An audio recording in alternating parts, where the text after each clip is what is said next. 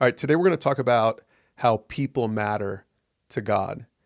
Tracy, many people have the wrong idea about God, and a lot of times it's because of the way religious people act. Mm-hmm.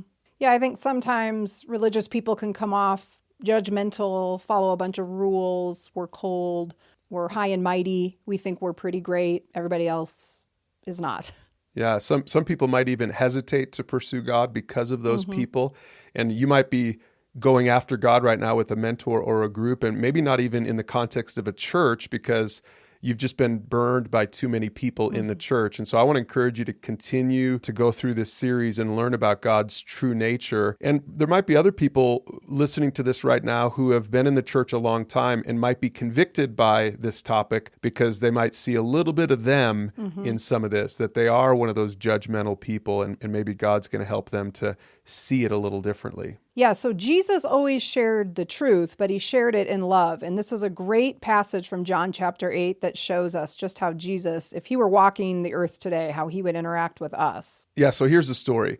Some religious people had caught a woman and another guy in the act of adultery, and they drug the woman before Jesus in John chapter 8. Now, it's interesting, they didn't drag the man, so they probably had set her up for this, or more accurately, they set Jesus up for this. And they basically said, Jesus, what should we do to her? Because the law says we should stone her. And so they thought they were going to trap Jesus because he was going to have to either say, let's stone her, and he becomes a bad guy, or he's going to say, no, let's not stone her, and now he's breaking the law. What Jesus ends up saying is, hey guys, I know what the law says, so you can throw stones, but the one who has no sin be the first to throw the stone. Now, what he was doing there is he knew all these guys had some sin in their life. And so one by one, the Pharisees walked away, and it was just Jesus standing there with the woman. And then it says in verse 10, Jesus speaking to the woman, where are your accusers? Didn't even one of them condemn you? And she said, no, Lord. And Jesus responded, well, then neither do I. Go and sin no more. And the point is that Jesus showed that he loved this woman. He didn't judge her as his first act, but he didn't just love her. He was also willing at the end to speak the truth to her. And this is how Jesus always does it.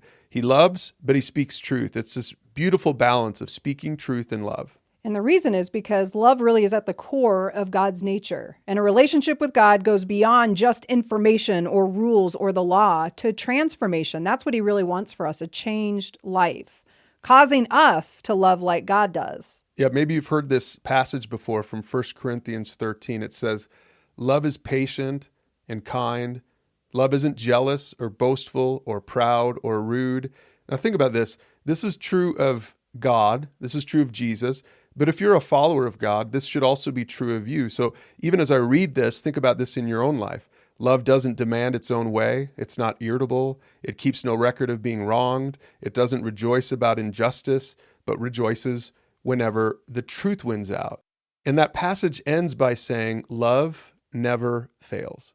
Yeah, so get in your mind a picture of maybe a religious person or a Christian that's turned you off in the past. And just remember this, as you're learning about love and the truth in love and how Jesus modeled it and how God loves us, that Christian, that person was failing to show the right kind of love to you or to somebody else. Because the truth is that God is interested in people. He's not just interested in institutions or rituals. And every human being is worthy of respect because they're created in the image of God. God doesn't love you or someone else because of their performance. He doesn't love them because of their looks or anything like that, their intelligence. God loves people because he created people. And so every single human being is worthy of love and respect. And for everyone who's a follower of God, a follower of Jesus, we should love like God loves.